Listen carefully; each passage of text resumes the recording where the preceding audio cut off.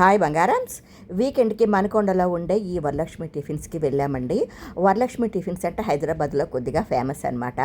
ఇది కొత్తగా పెట్టినట్టున్నారండి. ఈ బ్రాంచ్ అయితే మాత్రం కొత్తగా పెట్టారండి.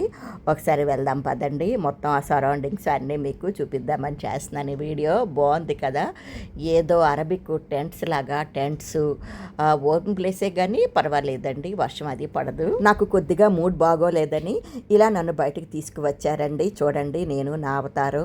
ఎందుకంటే జానకమ్మ చనిపోయారు కదండి. అమ్మలాగా నేను భావించే జానకమ్మ వయసు అయిపోయింది అనుకోండి, కానీ బాధ అనేది ఉంటుంది కదా. కష్టంలో అయినా సుఖంలో అయినా అందరికీ ఇంచుమించుగా ఆమె పాటలు ఎంతో స్ఫూర్తిదాయకం అండి.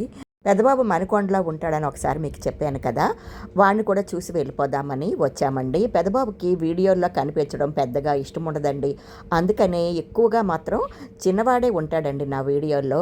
పెద్దబాబుతో ఏ హోటల్కి వెళ్ళినా కూడా అమ్మ ముందు తినమ్మా, ఎందుకమ్మా నువ్వు నీ వీడియోలు అని ఒకటే నష్టపడతాడండి. వాడు ఉండేటప్పుడు తీయాలన్నా కూడా నాకు కొద్దిగా భయంగానే ఉంటుందండి. ఇదిగోండి, నేనైతే పెసరట్టు ఉప్మా, మీకు తెలుసు కదా నాకు పిచ్చి పెసరట్టు అంటే. అంకుల్ గారు శిరీష, చిన్నవాడు మసాలా దోశలండి. ఇదిగోండి పెద్దబాబు ఇల్లు అనమాట. నేనంటే ఎంతో ప్రేమ అండి.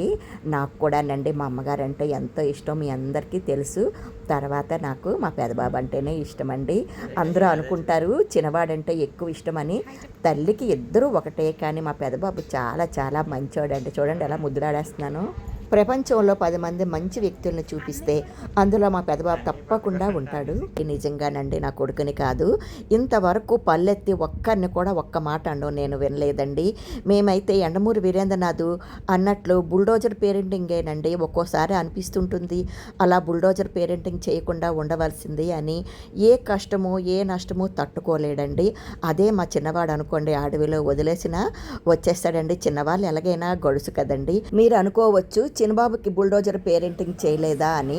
అవునండి, చేయలేదు. ఎందుకంటే అప్పటి పరిస్థితులు బట్టి, అది కాక మాకు కూడా కొద్దిగా అనుభవం వచ్చింది.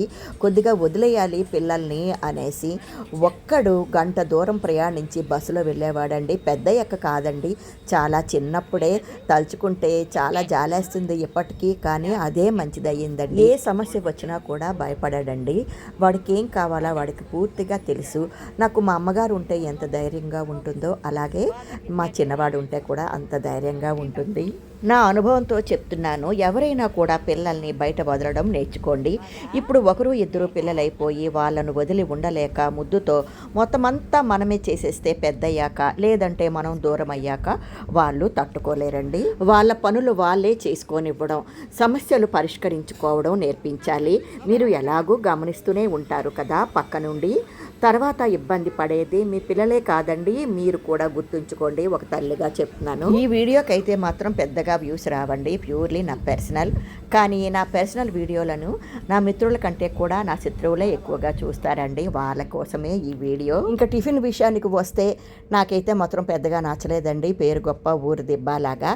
పక్కనే పోలై టీ స్టాల్ అటండి. పేరు బాగలేదు కానీ టీ మాత్రం అదిరిపోయింది అనుకోండి. సిరి ఏమో కోల్డ్ కాఫీ తీసుకుంది. నా మనసు బాగోలేదని సిరియే మమ్మల్ని బయటకు తీసుకువచ్చిందండి. మంచి సిరి కదా. నచ్చిందా నా వీడియో? బాయ్ బంగారామ్స్.